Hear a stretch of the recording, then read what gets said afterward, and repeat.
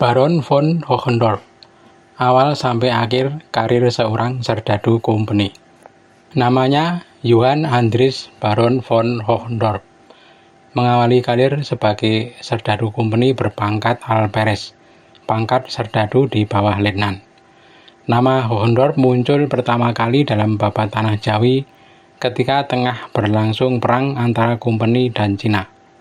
Pada waktu itu antara Kompeni dan Sunan Pakubuwono II telah tercapai perdamaian.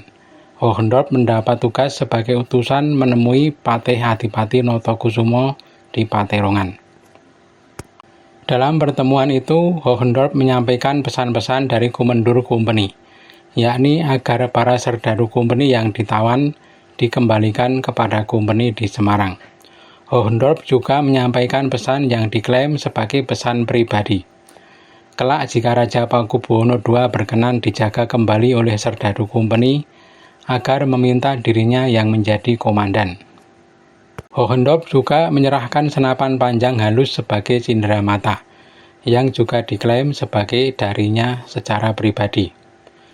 Raja Surakarta Pakubuwono II segera paham maksud Hohendorp, maka dia pun memintanya sebagai komandan di Kartosuro.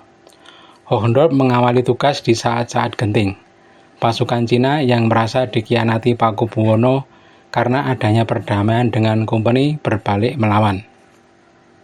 Hohendorp yang telah naik pangkat menjadi kapten berangkat ke Kartosuro dengan membawa alperes Sohwis, seorang juru tulis bernama Todlemonde, seorang kopral bernama Aretman, 2 orang upas untuk kapten dan alperes, serta 6 orang serdadu. Total hanya ada 12 kompeni yang berangkat.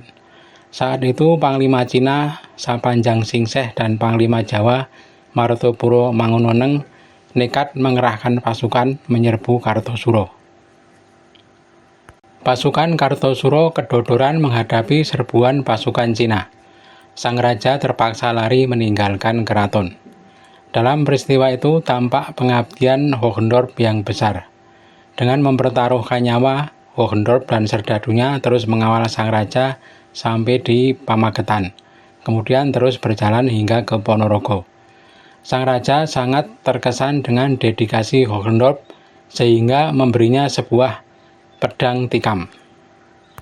Hohendorp kemudian berinisiatif mencari bantuan ke Semarang melalui pelabuhan Surabaya. Upayanya berhasil mendatangkan pasukan Kompeni, meski agak terlambat. Ketika pasukannya sampai di Kartosuro, kota raja telah dikuasai pasukan Madura. Hohendorp kemudian berhasil negosiasi dengan pasukan Madura.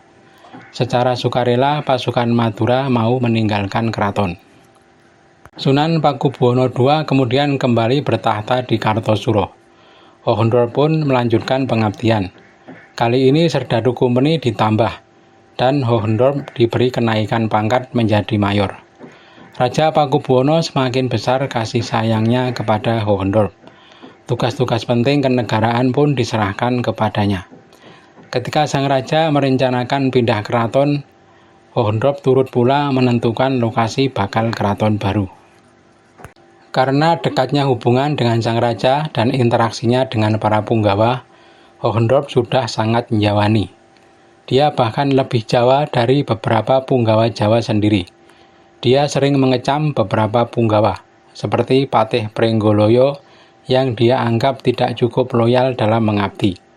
Langkah Pringgoloyo yang mengadukan Pangeran Mangkubumi kepada Gubernur Van Imhoff pun dia kritisi. Ketika Pangeran Mangkubumi menyatakan keluar dari keraton, Hohendorp sangat bersedih. Dia bayangkan Surakarta akan mendapat musuh yang berat. Dia katakan kepada Bupati Banyumas Yudonagoro, rasa-rasanya dia ingin sekali meninggalkan Surakarta dan bertugas di tempat lain, karena tak tega melihat sang raja kerepotan mengurus negeri. Dia berusaha membujuk para pangeran yang memberontak agar kembali ke keraton, seperti Pangeran Mangkunagara dan Pangeran Mangkubumi. Namun upayanya selalu gagal. Kecintaan Hohendorp kepada Raja Pakubuwono II membuatnya terus meminta bantuan kepada Kompeni Pusat di Betawi.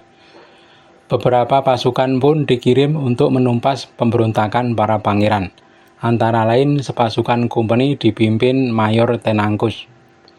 Dalam satu pertempuran di desa Papringan, Hohendorp dan Tenangkus berhasil menaklukkan pasukan Pangeran Mangkunagara bersaudara. Atas prestasinya itu, Hohendorp diangkat sebagai Gubernur Pesisir Timur Pulau Jawa yang berkedudukan di Semarang.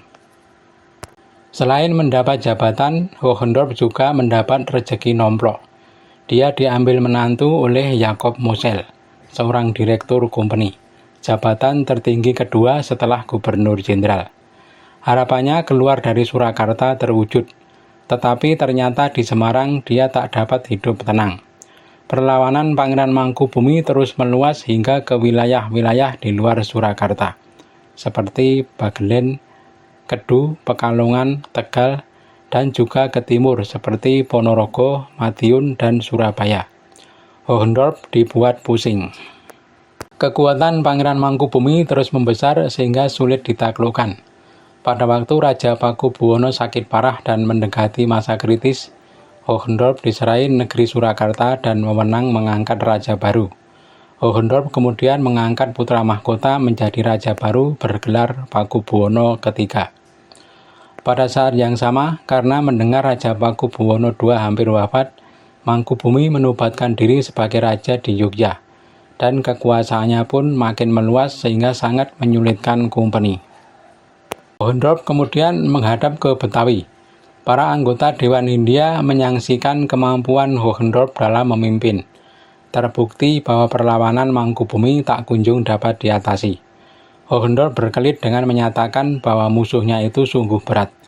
Dia menawarkan diri untuk mengatasi pemberontakan di Banten yang juga sudah sekian lama tak teratasi. Ajaib, dalam waktu sehari Hohendorp dapat mengatasi perlawanan Tubagus Buang di Banten. Hohendorp mengatakan bahwa bukan dirinya yang tak mampu, tapi musuhnya di Jawa memang sungguh berat. Anggota Dewan Hindia pun percaya. Mereka akhirnya mengusulkan solusi akhir untuk mengatasi perlawanan Pangeran Mangkubumi, yakni membagi negeri Surakarta menjadi dua bagian. Satu bagian untuk Raja Lama Pakubuwono III, dan satu bagian untuk Pangeran Mangkubumi. Hohendorp pun setuju. Namun upaya untuk membujuk Pangeran Mangkubumi agar menerima proposal ini sungguh sulit. Karena telah berkali-kali terlibat pertempuran dengan Hohendorp, Pangeran Mangkubumi tak percaya lagi kepada sang gubernur. Mangkubumi bertekad terus melawan kompeni jika jabatan gubernur masih dipegang Hohendorp. Kompeni akhirnya mendapat jalan lain. Pada waktu itu ada seorang bangsawan Turki yang mendarat di Betawi, bernama Syarif Ibrahim. Sang Syarif kemudian diminta oleh Gubernur Jenderal waktu itu, Jacob Mosel, untuk menawarkan perdamaian kepada Pangeran Mangkubumi. Syekh Ibrahim dengan kemampuan retorikanya berhasil membujuk Pangeran Mangkubumi dengan syarat Gubernur Semarang harus diganti. Kompeni pun setuju. Jabatan gubernur kemudian diserahkan kepada Nicholas Harting. Hohendorp dicopot dengan tidak hormat karena dinilai tidak mampu mengatasi keadaan. Akhirnya Hohendorp harus meninggalkan negeri Jawa yang sebenarnya dicintainya itu untuk selama-lamanya. Kemana Hohendorp pergi setelah itu?